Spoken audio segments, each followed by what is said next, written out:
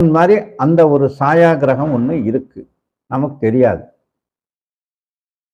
அது வந்து சனீஸ்வரருக்கும் தவ்வைக்கும் பிறந்த மகன், அதாவது சனீஸ்வரனுடைய மகன். சனீஸ்வரன் யாரு? சூரியனுடைய புத்திரன் சனீஸ்வரன்.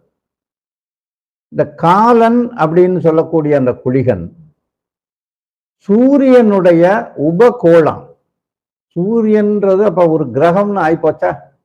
இதைத்தான் சாஸ்திரம் சொல்லுது. சூரியனை நம்ம சயின்ஸ் என்ன சொல்லுது? நட்சத்திரம்னு. ஆனா சூரியன் வந்து ஒரு ராஜகோள், மற்ற கோள்களை கட்டுப்படுத்தக்கூடிய ஒரு கோள். அதுக்கு உபகோள் இருக்கு. அதாவது புதன் ஒரு கோள், அதை சுற்றி வரக்கூடிய கணக்குல எடுத்த அந்த 7 கிரகங்கள்ல அது ஒண்ணு. இந்த சூரியனுடைய உபகோள் வந்து காலன், அர்த்த பிரகரன். அவர் வந்து புதனுடைய உபகோள். புதனுக்கும் ஒரு உபகோள் இருக்கு. நம்ம உபகோள்னா நமக்கு சந்திரன் இருக்கிற மாதிரி.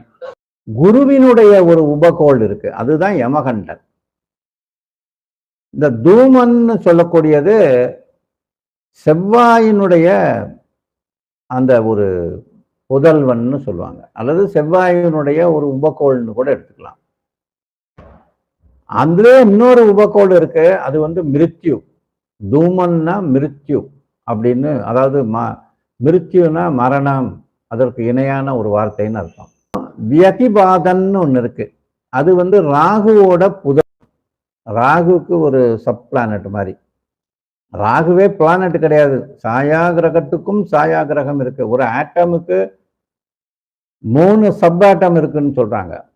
அதாவது அனட்டாமிக் சயின்ஸ்ல ஒரு ஆட்டமுக்கு 3 அனட்டாமிக் சயின்ஸ் இருக்குன்றாங்க.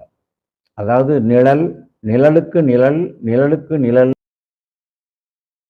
அந்த அடிப்படையில் ராகுன்றதே ஒரு நிழல் கிரகம் தான். அந்த நிழலுக்கு ஒரு நிழல், அதனால அந்த புதல்வன்னு நம்ம ஒரு வார்த்தையில சொல்றோம். பரிவேடன் அப்படின்றதுக்கு சந்திரனுடைய புதல்வன். சந்திரனுக்கு ஒரு உபகோள் இருக்கு, அதுக்கு பேர் பரிவேடன். இந்திர தனுசு அப்படின்னு ஒரு குளிகாதியர்ல, நவக்குளிகாதியர்ல ஒண்ணு இருக்கு, அது வந்து சுக்கிரனுடைய ஒரு உபகோள்னு வச்சுக்கலாம். தூமகேது அப்படின்னு ஒரு குளிகன் ஒண்ணு இருக்கு, அது வந்து கேதுவோட சப் பிளானட், அல்லது கேதுவோட ஒரு ஷேடோ பிளானட், அல்லது கேதுவோட புதல்வன், எப்படி வேணா வச்சுக்கலாம். அது வந்து தான் இந்த தூமகேது. இதை வந்து துக்ஜன் அப்படின்னும் சொல்லுவாங்களாம் அந்த பேரை.